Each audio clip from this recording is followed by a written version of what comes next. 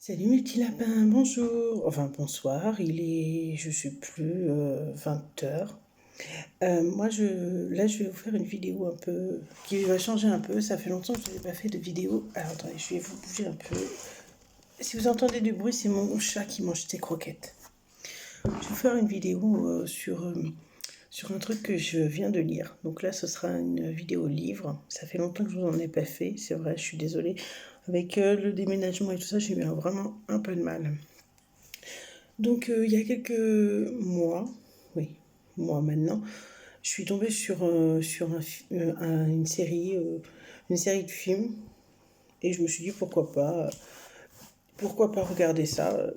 J'avais vu l'acteur principal de cette série sur une autre série que j'avais bien aimée, bien accrochée, et je me suis dit pourquoi pas, je vais essayer de voir poursuivre un peu sa carrière, qui je présume aura une très très longue durée. Donc du coup, je suis tombée en fait sur cette série-là un peu par hasard et je me suis dit, bah, je vais essayer.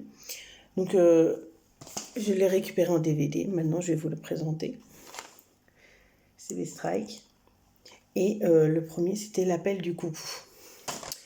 Alors je me suis dit, oui, je vais regarder.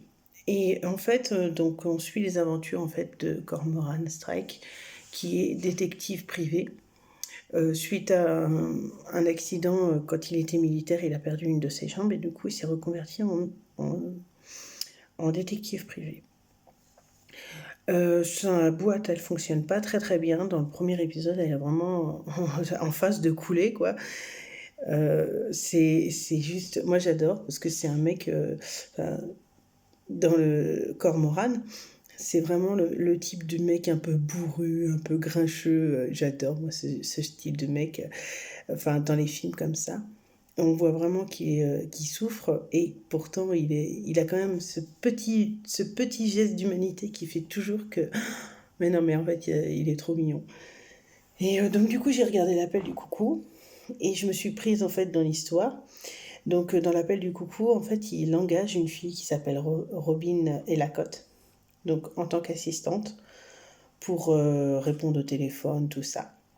Mais sa boîte, elle coule tellement que, ben, en fait, au bout d'une semaine, il envisage de dire à Robin de ne plus venir parce que, ben, il peut pas la payer, quoi. Et en fait, Robin, elle, s'est prise, suite à divers problèmes qu'elle a eu dans sa vie, elle s'est prise, en fait, d'amour pour ce métier. Vraiment, sur la première enquête qu'elle a eue, donc l'enquête de Lula, euh, elle s'est prise en fait au jeu et elle a vraiment craqué sur ce style de vie.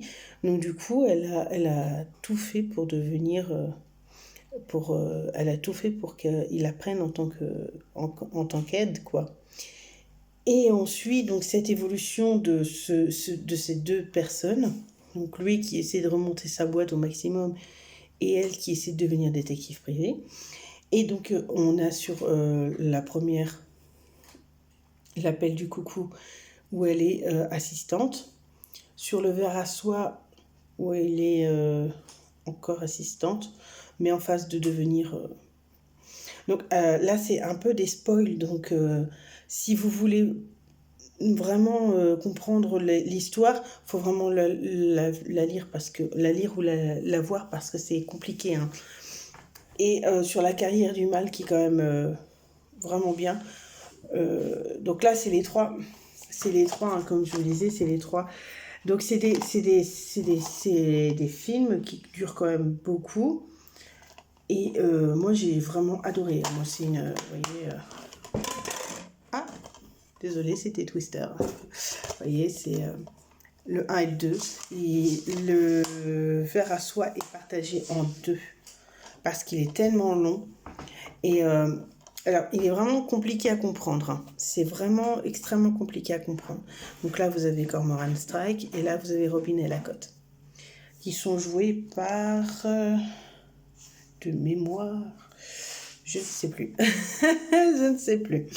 Et donc, du coup, en fait, je vous parle de ça parce que là, les trois sont sortis en livre. Donc, c'est quand même à la base des bouquins qui ont été écrits par l'auteur de Harry Potter.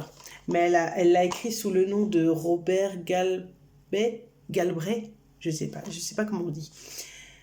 Les noms anglais, j'ai un peu de mal, j'avoue, désolée. Et moi, je ne parle pas anglais, ou tout du moins comme une vache espagnole, comme dirait certains. Et donc, du coup, donc j'ai vu cela, et je me suis dit, oh, il y a le 4e tome qui sort, je veux absolument le lire. Voici le 4e tome. Blanc Mortel. C'est quand même un beau bébé, hein. Je l'ai lu en 2 jours. 800 pages, presque 800 pages. Et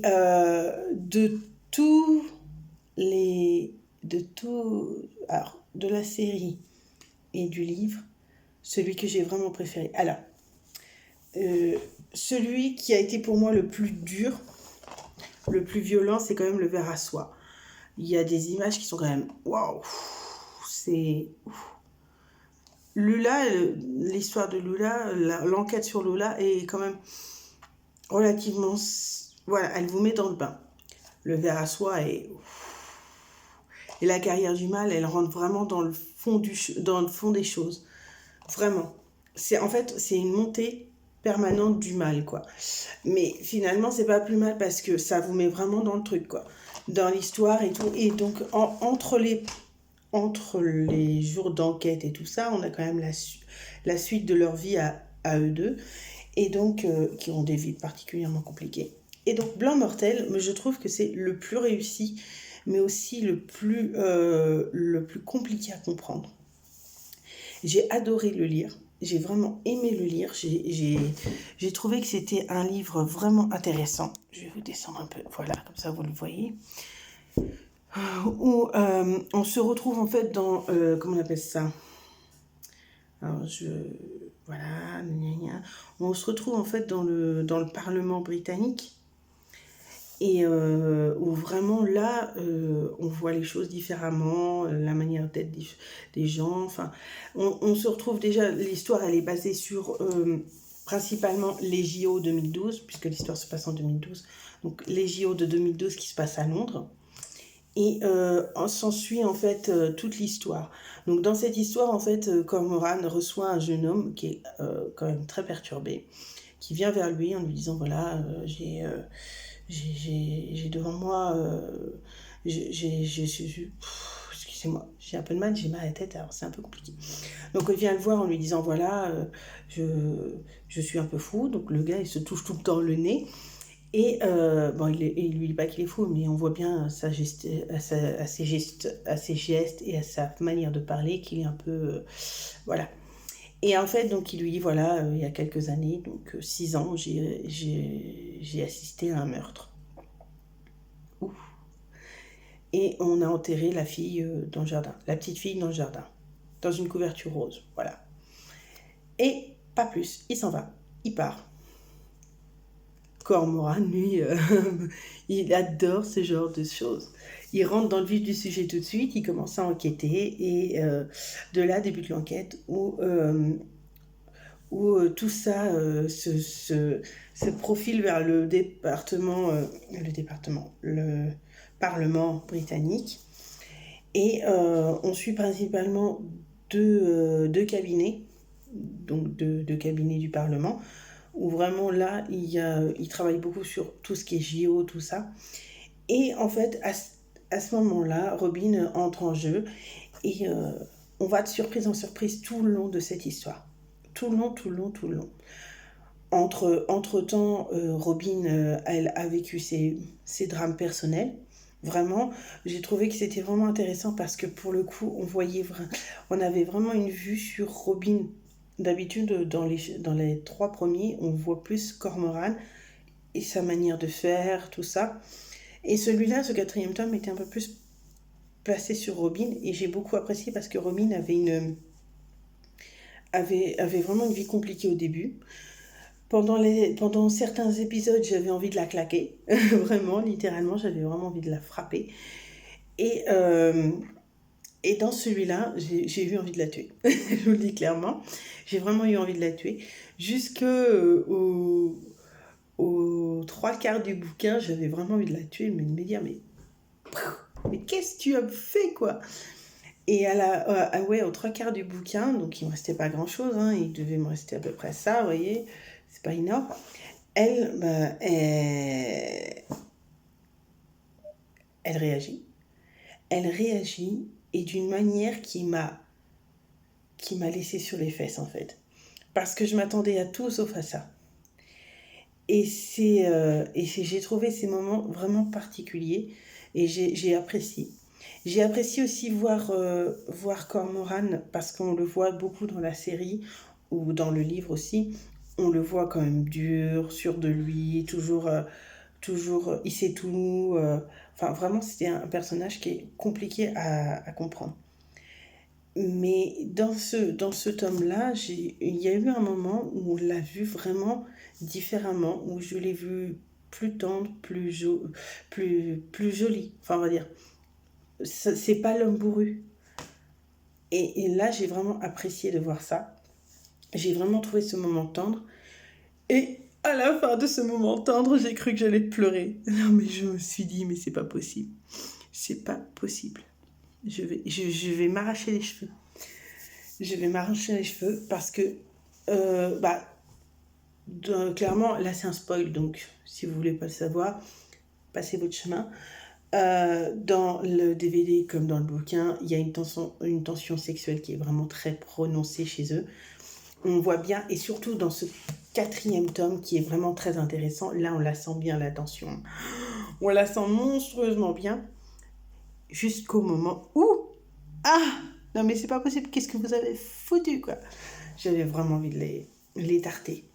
Et tout le long du bouquin, j'ai vraiment aimé cette atmosphère où là, vraiment, on sentait que bah, déjà dans les cabinets, il y avait de l'action. On pressentait qu'il y avait quelque chose qui se passait, mais on ne savait pas quoi.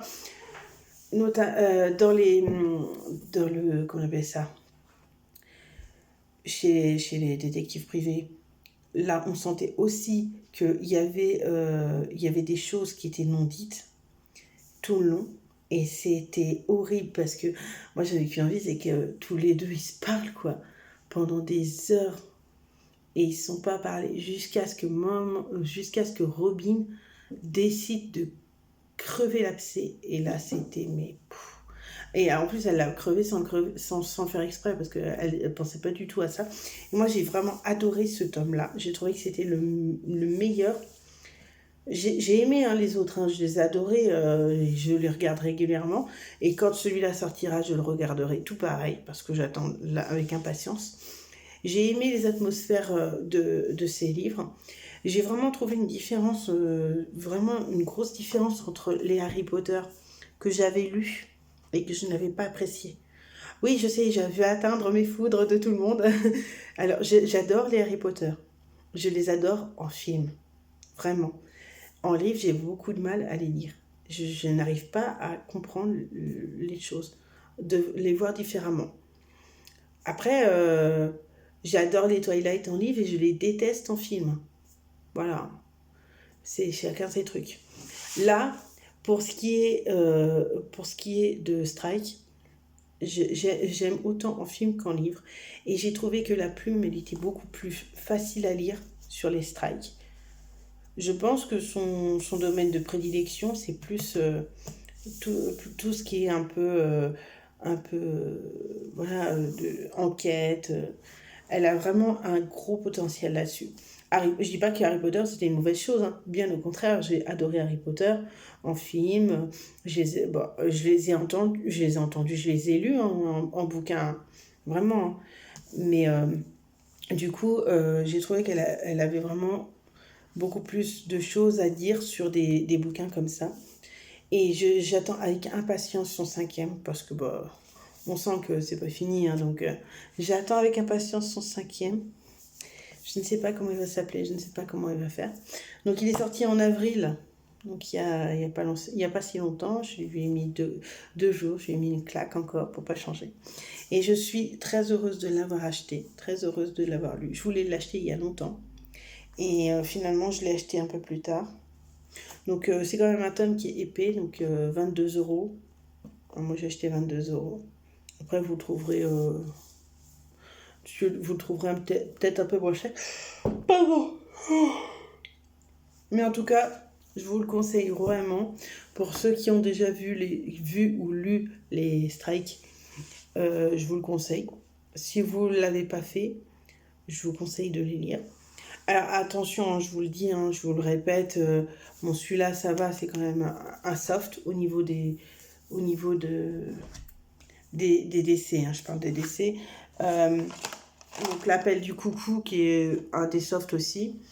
Mais vraiment, le verre à soie est quand même très, très, très... Enfin, la première fois que je l'ai vu, j'ai quand même été choquée, hein, parce que c'était pas un truc que j'espérais... Enfin, je m'attendais à voir. Parce qu'en plus, la manière dont c'est tourné, on se dit pas que ça va arriver comme ça.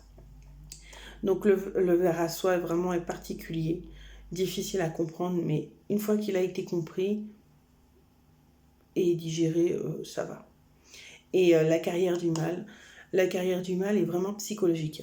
Des trois, la carrière du mal est beaucoup plus psychologique. Faut vraiment se creuser la tête, faut vraiment bien écouter tout ce qu'on vous dit et tout parce que c'est compliqué. Et puis bah le Blanc Mortel, lui est un peu dans le même acabit que l'appel du coucou. Et j'ai aimé ces moments de pause en fait. Parce que vraiment, l'appel du coucou, le ver à soie, la carrière du mal, ça montait en puissance au niveau des choses comme ça. Et puis là, le blanc mortel, c'est carrément mortel en fait. Non, non, sérieusement, blanc mortel était beaucoup plus soft. Donc ça fait tac, tac, tac et touc. Ça va peut-être remonter après, hein, mais moi j'ai aimé ce moment où on redescend un peu en puissance et plus en cérébral. Enfin, moi je trouve que vraiment c'est des bouquins ou DVD pour certains qui sont bien. Les acteurs sont géniaux, moi je ne le regrette pas. Pour moi, un acteur qui est un vrai acteur, quelqu'un qui joue extrêmement bien, c'est quelqu'un qui fait oublier un rôle qu'il avait précédemment. Par exemple, on va prendre, je sais pas, un truc tout con. Qu'est-ce qu'on va prendre? On va prendre DiCaprio. Vous connaissez DiCaprio, il a fait Roméo et Juliette, il a fait Titanic. Donc son rôle phare, Titanic. Pour moi, un bon acteur, c'est quelqu'un qui va surpasser en fait son rôle phare, tout simplement. Et pour ce qui est de l'acteur principal, je ne sais plus comment il s'appelle, je suis désolée. Euh, Moi, je l'avais vu dans The Mousquetaire, où il était. Moi, j'avais adoré le voir jouer le rôle d'Athos. Et encore maintenant, quand je le regarde, j'adore. Et quand il joue Strike, j'adore encore plus parce qu'il me fait oublier justement ce rôle d'Athos, où déjà j'avais déjà bien apprécié sa manière de jouer et tout. Et là, je retrouve un nouvel acteur, enfin un nouvel acteur, un nouveau personnage qui me plaît beaucoup. En plus, il joue le rôle d'un unijambiste, ce qui n'est pas facile. Moi, j'avoue que je ne sais pas comment je ferais. Je me pose toujours la question de comment ils font pour faire jouer à cet acteur-là le rôle d'un unijambiste, sachant qu'il est sur ses deux jambes. C'est un peu compliqué. Alors, si vous avez la réponse, moi, je la veux bien parce que je trouve que c'est génial. Et pour ce qui est de l'actrice qui joue Robin et Lacotte, je ne la connaissais pas. Je ne la connaissais pas du tout. Donc, je la trouve déjà bien. Elle a vraiment un visage particulier qui me fait vraiment délirer. Euh, Elle a une manière de parler qui est particulière aussi. Elle est, euh, Elle est vraie en fait dans sa manière de jouer. Elle surjoue pas. C'est voilà, c'est fluide. C'est en fait j'ai l'impression que quand elle joue, c'est comme si elle était à la maison. Voilà.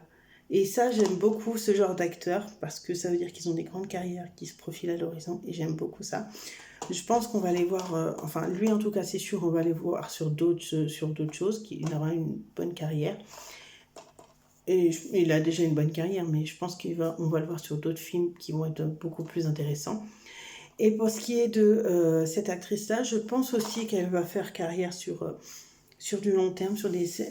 Alors, elle est plus sur des trucs psychologiques, parce qu'elle a vraiment le truc, la manière d'être, la manière de faire et tout, que j'aime beaucoup. Donc du coup, voilà. Après, pour ce qui est des personnages secondaires, alors, personnages secondaires, donc là, c'est un spoil, passez votre chemin. Robin est en couple avec un homme qui s'appelle Matthew. Et Matthew, je le hais. Du plus profond de mon âme, je le hais. Je déteste ce mec. Je le déteste. Hein. Alors, autant dans les DVD que dans le bouquin, c'est un mec qui me sort par les yeux. Je déteste ce type de mec. Qui est sûr de lui, qui veut tout contrôler et qui finit par épouser Ella et la cote. Non mais, Robin quoi. Tac. Non mais je vous jure, à la fin de la carrière du mal, elle épouse Matthew. Sérieux. Oh. Alors, une fois qu'elle a épousé Matthew, justement, là, on arrive juste après, donc sur Blanc Mortel, on arrive juste après son mariage. Je vous jure, j'ai envie de la frapper. Tout le long, j'ai envie de la frapper. Ah, parce que les trois premiers, vous êtes susceptibles de l'avoir vu. Blanc Mortel, vous l'avez pas vu, c'est sûr. Et vous l'avez pas lu. Moi, j'ai qu'une hâte, c'est de voir comment ils vont faire pour le mettre en scène, le Blanc Mortel. Parce que franchement, c'est un que j'attends impatiemment. Vraiment. J'ai hâte de voir la suite, de lire la suite, mais j'ai hâte de le voir en DVD. Et modernité truc, toi.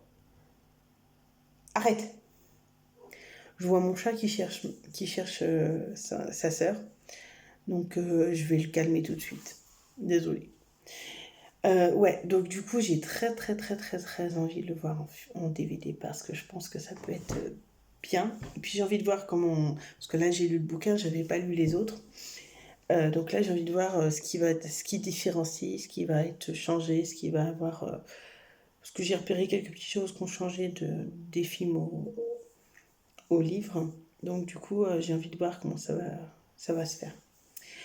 Voilà, c'était ça. J'avais envie de vous en parler déjà depuis un petit moment, mais je m'étais retenue parce que je savais qu'il y allait avoir Blanc Mortel qui allait sortir. Donc, je vous le rappelle une dernière fois, je vous fais la pub.